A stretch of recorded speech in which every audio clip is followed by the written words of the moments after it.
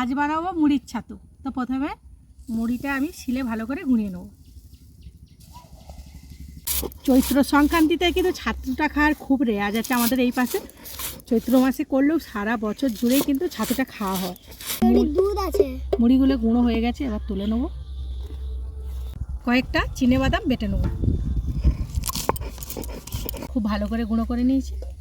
এবার এর মধ্যে দিয়ে দিচ্ছি। এইবার দেবো কয়েকটা ব্রিটানিয়া বিস্কুট, বিস্কুটটাও গুঁড়ো করে নেব। আর বিস্কুট গুঁড়ো তো ওনা আসি হয়ে যাবে, কি নরম।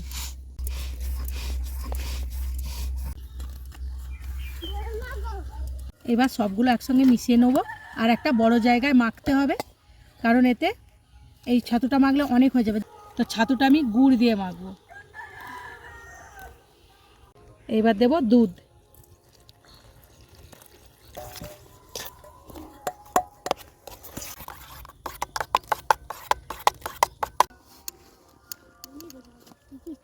তোর মা ভালো হয়েছে, একটু খেয়ে দেখো। সত্যি দারুণ। দারুণ, সেই টেস্ট হয়েছে, সেই টেস্ট।